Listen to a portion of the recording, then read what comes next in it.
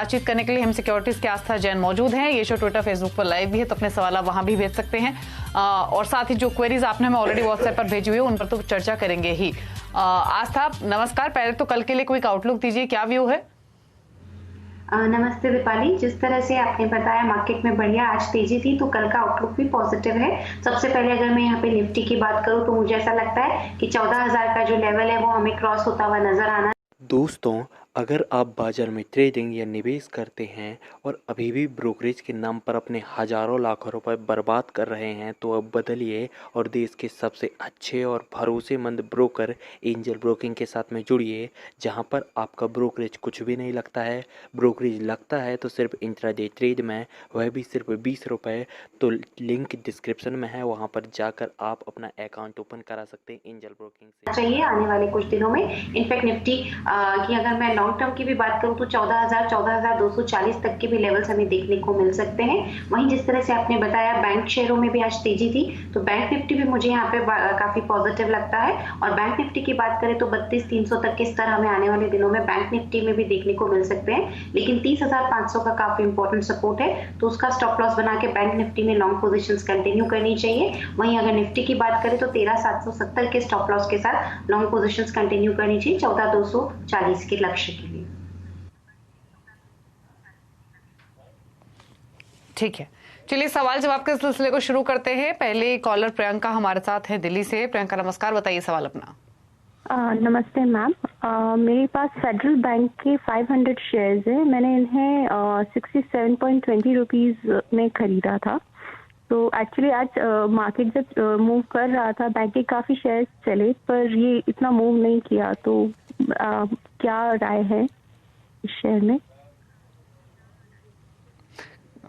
ठीक है, पूछ लेते हैं। फेडरल बैंक आस्था इनके खरीदारी के भाव के आसपास ही है।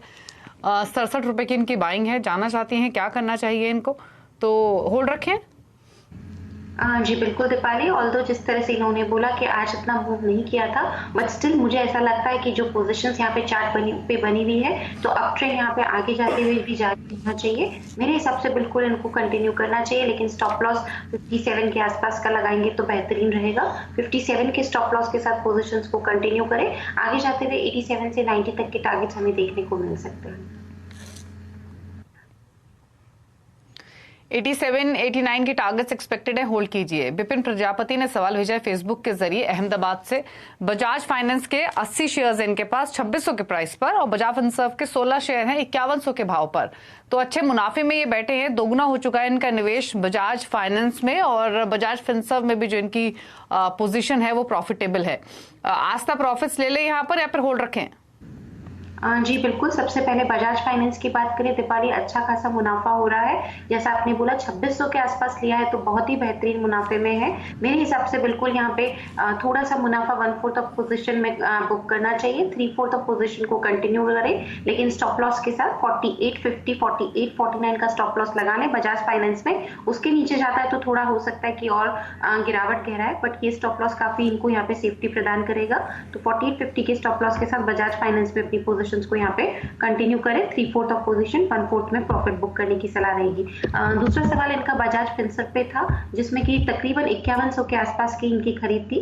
और बजाज फिनसर्व की बात करें तो काफी बढ़िया मुनाफा इस पे भी हो रहा है। बिल्कुल यहाँ पे थोड़ा बहुत बुक करें, सेम स्ट्रेटेजी रहेगी, और 3/4 ऑफ पोजीशन को कंटिन्यू करें। स्टॉप लॉस रहेगा 8570 का, और अपनी पोजीशन 1/4 में थोड़ा सा प्रॉफिट जरूर बुक करें। ठीक है, अगले कॉलर बातचीत करने के लिए SM भट्ट हैं हमारे साथ चंडीगढ़ से। भट्ट साहब नमस्कार, बताइए सवाल। नमस्कार मैडम, मैं CNBC को पहले थैंक्स करना चाह रहा हूँ। मैं CNBC का जो है व्यूअर्स जो है 2004 से लगातार शो देख रहा हूँ। और मैडम, मैंने जो है ना, एक तो अदानी ग्रीन एनर्जी जो है 350 से 100 शेयर लिए हैं, और मैं 5 साल से ज्यादा इसको होल्ड करना चाह रहा हूँ लॉन्ग टर्म उसके इन्वेस्टमेंट के लिए, कि इसका फ्यूचर प्रोस्पेक्टस क्या है। और दूसरा, मैंने 2250 में रिलायंस इंडस्ट्री RIL के शेयर खरीदे हैं। मैं इसके लिए 5 साल से ज्यादा मतलब कि जो है होल्ड कर सकता हूँ, और लॉन्ग टर्म इन्वेस्टमेंट के हिसाब से मैंने जो है ये शेयर लिए हैं। तो इसका मेरे को जो है सारा फ्यूचर कब तक मेरे को जो है पैसा जो है कई गुना जो है मल्टीप्लाई साबित हो। दोस्तों, अगर आप बाजार में ट्रेडिंग या निवेश करते हैं और अभी भी ब्रोकरेज के नाम पर अपने हजारों लाखों रुपए बर्बाद कर रहे हैं तो अब बदलिए और देश के सबसे अच्छे और भरोसेमंद ब्रोकर एंजल ब्रोकिंग के साथ में जुड़िए, जहां पर आपका ब्रोकरेज कुछ भी नहीं लगता है। ब्रोकरेज लगता है तो सिर्फ इंट्राडे ट्रेड में, वह भी सिर्फ 20 रुपये। तो लिंक डिस्क्रिप्शन में है, वहां पर जाकर आप अपना अकाउंट ओपन करा सकते हैं एंजल ब्रोकिंग से। सके दोनों शेयर। मल्टीबैगर तो ऑलरेडी अदानी ग्रीन्स आपके लिए साबित हो चुका है। भट्ट साहब, आपकी 350 की खरीदारी, 1000 रुपए के ऊपर ये शेयर है। शुक्रिया इनफैक्ट आपका। आप सालों साल आप सीएनबीसी आवाज को देखते आ रहे हैं और आपका भरोसा ये बरकरार है। एक चीज बताइए, रिलायंस में आपने खरीदारी का भाव कितना मेंशन किया? 2250 में।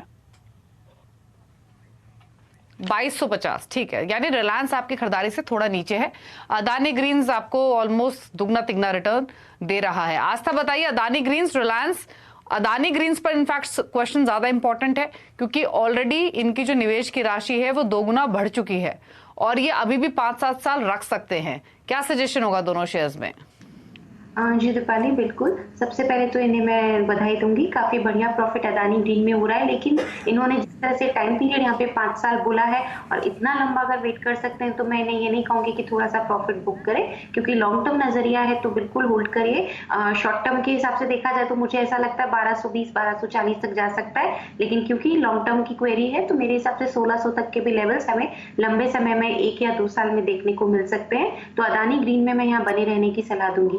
दूसरा सवाल रिलायंस इंडस्ट्रीज पे था। रिलायंस इंडस्ट्रीज की बात करें, लंबा समय इसमें भी ये देना चाहते हैं तो बने रहिए। 2700 का मैं लॉन्ग टर्म टारगेट यहाँ पे देना चाहूंगी।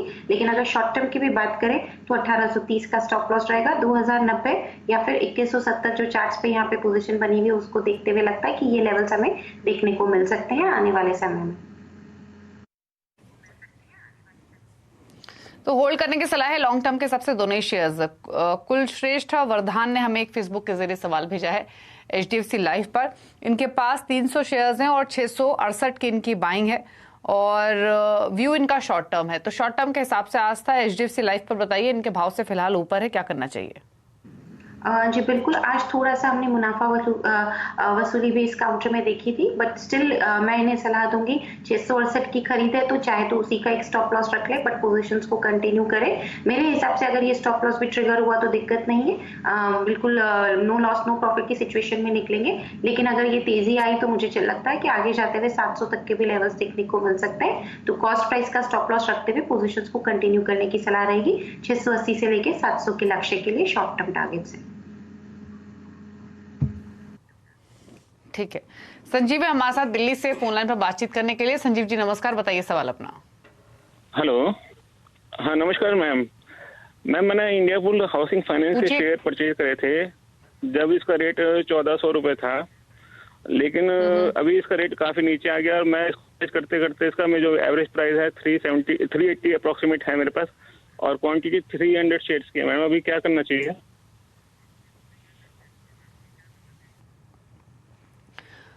अभी भी आपको 150 रुपए से ज्यादा का लॉस हो रहा है। आस्था बताइए क्या सजेशन इनका रहेगा? एक समय में बहुत प्रीमियम स्टॉक होता था ये और तभी इन्होंने खरीदा बिल्कुल हायर लेवल्स पर। अब ऑलरेडी इतनी एवरेजिंग कर चुके हैं कि आप सोचिए 1600 का भाव ये कम करते करते 380 ले आए हैं। अब इन स्तरों पर एवरेजिंग और करें या फिर इसी पोजीशन को होल्ड करें, एग्जिट करें, क्या स्ट्रैटेजी आप इनको रेकमेंड करेंगी? दीपाली, सबसे पहले तो कहना चाहूंगी कि प्लीज जब भी कोई भी यहाँ पे सौदा करे, ट्रेड लें तो एक स्टॉप लॉस जरूर लगा लें, क्योंकि काफी ज्यादा ये लॉस देख चुके हैं और इतनी एवरेजिंग कर चुके हैं कि अब अगर मैं नहीं कहती हूँ कि निकलिए और मुनाफा बुक करके, तो क्योंकि यहाँ पे काफी ज्यादा वेट किया है तो निकलने में मैं इनको सलाह तो नहीं दूंगी। बस यही कहूंगी कि अपनी पोजिशन को कंटिन्यू करें 173 के स्टॉप लॉस के साथ। हो सकता है अगर वापस से तेजी पकड़ी स्टॉक ने तो हमें एक बार ऊपर में 250 तक के लेवल्स हमें देखने को मिल सकते हैं, तो होल्ड करने की सलाह रहेगी 173 के स्टॉप लॉस के साथ 250 के टारगेट्स के लिए।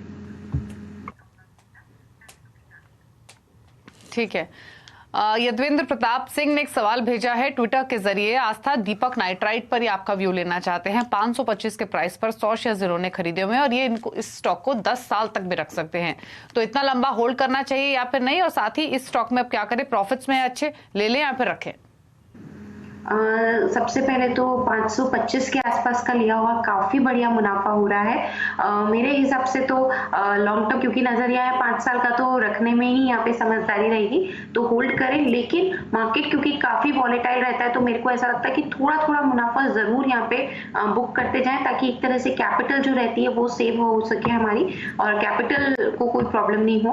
उस हिसाब से मैं इन्हें 1/4 ऑफ पोजीशन में बुक करने को बोलूंगी, लेकिन बिल्कुल 3/4 ऑफ पोजीशन को कंटिन्यू करें। ऊपर में जो लॉन्ग टर्म का टारगेट है वो मैं 1200 तक का ही हाल फिलहाल देख रही हूँ।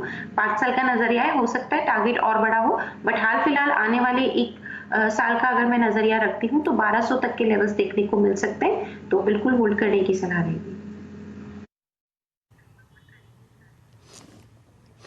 हमारे साथ नितिन है अब लातूर महाराष्ट्र से। नितिन नमस्कार, बताइए सवाल अपना। Good evening, ma'am. I have RBL Bank shares, 160 shares. Good evening. I bought it at 229.19. What to do? And RBL bank 229 के आसपास की खरीदारी है। बोलिए, सेकंड स्टॉक कौन सा है? सेकंड स्टॉक है इरकॉन, 1000 शेयर से, और 89.6 के रेट से लिया है। बताइए आस्था, 89 के आसपास की बाइंग इरकॉन में है, आरबीएल बैंक में 229 की खरीदारी है। सबसे पहले मैं यहाँ पे इरकॉन की बात करना चाहूंगी। इरकॉन की बात करें तो बहुत ही एक रेंज में यहाँ पे कारोबार होता हुआ हमें नजर आ रहा है। 87.45 के आसपास का आज का क्लोज था। 89 की बाइंग है, तो मेरे हिसाब से होल्ड ही करना बेहतर रहेगा। 79 का स्टॉप लॉस लगाएं इरकॉन में। गोइंग फॉरवर्ड 96 का पहला रेजिस्टेंस है, अगर ब्रेक होता है यानी कि उसके ऊपर के क्लोज आते हैं लगातार 3-4 दिनों तक, तो मेरे हिसाब से आगे जाते हुए एक बार 105 तक के भी लेवल्स हमें देखने को मिल सकते हैं। दूसरा सवाल इनका आरबीएल बैंक पे था। आरबीएल बैंक की बात करें, चार्ट्स पे पोजीशन यहाँ पे मजबूत बनी हुई है। 197 के स्टॉप लॉस के साथ मैं बिल्कुल बनी रहने की सलाह दूंगी। गोइंग फॉरवर्ड टारगेट इसमें रह सकता है 285 का।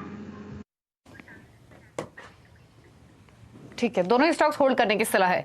विपिन ने सवाल भेजा है फेसबुक के जरिए इंदौर से, और एफएल इंडिया पर इनका सवाल है। 3200 के प्राइस पर 80 शेयर इन्होंने खरीदे हुए हैं। जानना चाहते हैं कि होल्ड करे या फिर इन स्तरों पर अपनी पोजीशन को निकाल दे, क्योंकि 550-600 रुपए का मुनाफा इनको फिलहाल आस्था हो रहा है। क्या सजेशन रहेगा? सबसे पहले एफएल इंडिया के लिए मैं एक यहाँ पे डिस्क्लोजर देना चाहूंगी दीपाली की, जो हम पीएमएस चलाते हैं, हेम पीएमएस, उसमें हमने ये स्टॉक लिया हुआ है। हमारी खरीद काफी नीचे के लेवल की थी, इनफैक्ट मैंने ही इसको रेकमेंड किया था। बेहतरीन कंपनी है, और सबसे बड़ी बात है, देखिए दीपाली, बिजनेस मॉडल इतना बढ़िया है, क्योंकि जिस तरह से ये मोबाइल एडवर्टाइजिंग में है, एकमात्र कंपनी है जो इस तरह का काम करती है, और जिस तरह से ये एक्सपैंड कर रहे हैं बिजनेस, और मैनेजमेंट को जब मैंने सुना, मुझे मैनेजमेंट यहाँ काफी पॉजिटिव लगा, और मैं तो फंडामेंटली अगर देखा जाए तो मैं बिल्कुल इनको बने रहने की सलाह दूंगी।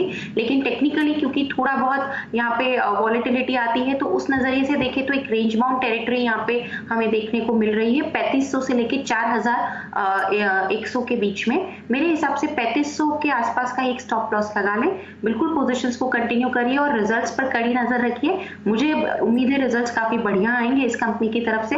अगर रिजल्ट्स बढ़िया है तो बिल्कुल आगे जाते हुए ये स्टॉक और बढ़िया रिटर्न देगा, तो लॉन्ग टर्म में होल्ड करिए, बट क्योंकि सेफ रहेंगे 3500 का एक स्टॉप लॉस लगा लेंगे, तो उस हिसाब से मैं स्टॉप लॉस सजेस्ट करना चाहती हूँ।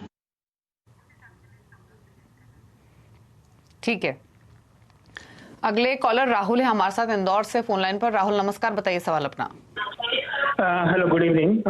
मेरे 2 सवाल है। पहला तो शालीमार पेंट्स पे है, जो मैंने 95 पे 100 शेयर्स लिए हैं, और दूसरा येस बैंक पे है, जो मैंने 20 रुपए पे 1000 शेयर लिए हैं। दोनों का लॉन्ग टर्म व्यू था, सो क्या करना चाहिए? लॉन्ग टर्म व्यू था, मतलब अब आपका व्यू चेंज हुआ है, आप लंबी समय के लिए नहीं रखना चाहते हैं। आज तक इन्होंने दोनों स्टॉक्स में बाइंग तो लॉन्ग टर्म व्यू के हिसाब से की थी, लेकिन दोनों इनके भाव से नीचे हैं। हालांकि ज्यादा नुकसान इनको नहीं हो रहा है, बट फिर भी पोजीशन इनके बाइंग प्राइस से तो फिर भी नीचे है। शालीमार पेंट्स में भी, येस बैंक में भी। अभी भी लॉन्ग टर्म व्यू के साथ होल्ड करें या फिर स्ट्रैटेजी चेंज करें? देखिए दीपाली, सबसे पहले तो यहाँ पे येस बैंक को मैं लेना चाहूंगी। येस बैंक की बात करें तो मैं इन्हें सलाह दूंगी होल्ड करें और लॉन्ग टर्म के हिसाब से करें। शॉर्ट टर्म में वॉलेटिलिटी डेफिनेटली देखने को मिलेगी। चार्ट्स में जो पोजीशन यहाँ पे बन रही, मेरे हिसाब से थोड़ा सा और गिरावट आ सकती है, इसलिए 15 के स्टॉप लॉस के साथ होल्ड करें। मेरे हिसाब से 11 से 28 के बीच में एक बहुत ब्रॉड रेंज काउंटर पे बन चुकी है, तो स्टॉप लॉस लेकिन 15 का लगाएं, होल्ड करें। 20 या 21 जो इनकी खरीद का लेवल है वो ही एक इंपॉर्टेंट रेजिस्टेंस के तौर पे इस स्टॉक के लिए वर्क कर रहा है। अगर उसके ऊपर इसने बंद किया कुछ दिनों तक तो ऊपर में हमें वापस जाते हुए 24 से लेके 26-27 तक के लेवल देखने को मिल सकते हैं। तो यस बैंक में बने रहने की सलाह है। दूसरा सवाल शालीमार पेंट पे था, मेरे हिसाब से शालीमार पेंट में भी ये बने रह सकते हैं, लेकिन स्टॉप लॉस रहेगा 74 का और टारगेट इसमें रख सकते हैं 110 के आसपास का। ठीक है, तो दोनों स्टॉक्स। दोस्तों, अगर आप बाज़ार में ट्रेडिंग या निवेश करते हैं और अभी भी ब्रोकरेज के नाम पर अपने हज़ारों लाखों रुपए बर्बाद कर रहे हैं तो अब बदलिए और देश के सबसे अच्छे और भरोसेमंद ब्रोकर एंजल ब्रोकिंग के साथ में जुड़िए, जहां पर आपका ब्रोकरेज कुछ भी नहीं लगता है। ब्रोकरेज लगता है तो सिर्फ इंट्राडे ट्रेड में, वह भी सिर्फ 20 रुपये। तो लिंक डिस्क्रिप्शन में है, वहाँ पर जाकर आप अपना अकाउंट ओपन करा सकते हैं एंजल ब्रोकिंग से। आप देख रहे हैं कल का बाजार। आस्था जैन हमारे साथ बनी हुई आपके सभी सवालों के जवाब देने के लिए। और अगला सवाल हमें ट्विटर के जरिए मिला है। अजय मिश्रा ने ये सवाल भेजा है सौराठ से, और इंडियन ओवरसीज बैंक, इनका एवरेज बाइंग है आस्था 12.70 का, और जनवरी 2019 से ये होल्ड कर रहे हैं। तो एवरेज कॉस्ट के बावजूद भी इनको 2-2.5 रुपए का नुकसान हो रहा है, क्या करना चाहिए?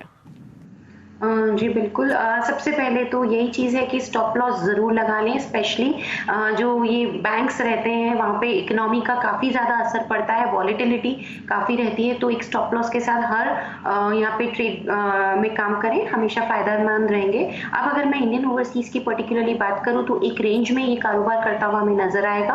आने वाले 2-3 हफ्तों की मैं बात करती हूँ तो रेंज रहेगी 9.5 से लेके 12 के आसपास। तो 9.5 का ही एक स्टॉप लॉस लगाने की सलाह दूंगी, क्योंकि इतना ज्यादा ये रुक चुके हैं, एवरेज कर रहे हैं, तो निकलने का यहाँ पे औचित्य नहीं है। 9.5 के स्टॉप लॉस के साथ पोजीशन को कंटिन्यू करें। ऊपर में 12 रुपए का काफी इंपॉर्टेंट रेजिस्टेंस है, उसके ऊपर अगर इसने बंद किया कुछ दिनों तक तो 14 से लेके 15 तक के भी लेवल्स देखने को मिल सकते हैं। 9.5 के स्टॉप लॉस के साथ होल्ड करने की सलाह रहेगी। ठीक है, हमारे साथ अब नीलेश हैं पुणे से बातचीत करने के लिए। नीलेश नमस्कार, बताइए क्या सवाल है आपका? नमस्कार मैडम, मेरे पास टाटा मोटर्स है, 165 में मैंने बाय किया था, 47 शेयर है मेरे पास। और एक किर्लोस्कर ब्रदर्स है जो मैंने 144 पे बाय किया है, 62 शेयर है, वो मैंने लॉन्ग पोजीशन के लिए रखा था। क्या उसमें पोटेंशियल है, रख सकता हूँ उसमें? आस्था किर्लोस्कर ब्रदर्स लॉन्ग टर्म के हिसाब से होल्ड करना चाहिए या फिर नहीं? 142 इनका परचेसिंग प्राइस है और टाटा मोटर्स में 165 की बाइंग है और इनकी पोजीशन मुनाफे में है। क्या सजेशन दोनों शेयर्स में? टाटा मोटर्स में 155 का एक स्टॉप लॉस लगा के बिल्कुल यहाँ पे पोजीशंस को कंटिन्यू करें। आगे जाते हुए 230-235 तक के लेवल हमें देखने को मिल सकते हैं।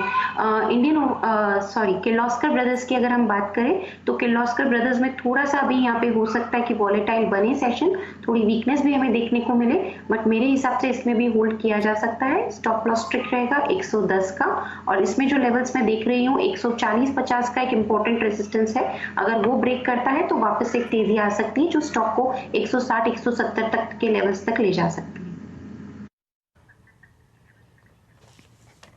ठीक है, ट्विटर के जरिए एक सवाल हमें आया है सुरेंद्र का। Equitas small finance bank 480 shares इन्होंने खरीदे हुए हैं और बाइंग प्राइस है इनका 33 रुपए का और लॉन्ग टर्म व्यू है, क्या करें? इक्विटास स्मॉल फाइनेंस बैंक की बात करें तो मेरे हिसाब से क्योंकि इन्होंने लॉन्ग टर्म यहाँ पे नजरिया रखा है तो बिल्कुल होल्ड कर सकते हैं। 33 रुपए की इनकी बाइंग है। स्टॉक ऑलरेडी 37.60 के आसपास आज क्लोज किया है, अच्छे मुनाफे में भी है, होल्ड कर सकते हैं। तो अपनी बाइंग प्राइस का ही कॉस्ट प्राइस स्टॉप लॉस लगा के होल्ड करें। अगर ट्रिगर भी हुआ तो भी मुनाफे में रहेंगे। ऊपर में जो मैं लेवल्स देख रही हूँ वो 42 से लेके 45 तक के लेवल्स लॉन्ग टर्म में हमें देखने को मिल सकते हैं। विपुल अहमदाबाद से फोन लाइन पर। विपुल नमस्कार। हाँ मैम, मैंने 500 से लिए है, सेल के 58 के रखाव से। ठीक है, पूछ लेते हैं। 58 रुपए की इनकी खरीदारी है, 64 रुपए पर आ गया है शेयर, मुनाफा हो रहा है इनको 6-7 रुपए का। आस्था ले ले प्रॉफिट या फिर रखें? क्योंकि मुनाफा हो रहा है तो पहले तो जो इनकी कॉस्ट प्राइस है उसी का एक स्टॉप लॉस लगा लें, बिल्कुल यहाँ पे सेफ रहेंगे। तो मेरे हिसाब से स्टॉप लॉस के साथ अपनी पोजीशंस को कंटिन्यू करें, टारगेट्स रहेंगे 75 से 80 के। ट्विटर के जरिए अंशुल ने सवाल भेजा है, करूर वायसा बैंक पर 3000 शेयर्स खरीदे हुए हैं। करूर वायसा बैंक के प्राइस इनका खरीदारी का है 36 रुपए का और लंबी अवधि के लिए इस स्टॉक को ये होल्ड कर सकते हैं। तो जानना चाहते हैं कि क्या करें, अभी 46 रुपए पर हो रहा है ट्रेड, क्या सजेशन रहेगा? बेसिकली करूर व्यास्य बैंक की हम यहाँ पे बात करें तो आज तकरीबन 46 के आसपास का क्लोज दिया था। इनको मैं यहाँ पे सलाह दूंगी कि होल्ड करें, लेकिन स्टॉक यहाँ पे अगेन वॉलेटाइल मूवमेंट्स दिखा सकता है क्योंकि चार्ट्स पे जो पोजीशन बनी हुई है वो तो कोई बहुत ज्यादा तेजी आएगी ऐसा लगता नहीं है।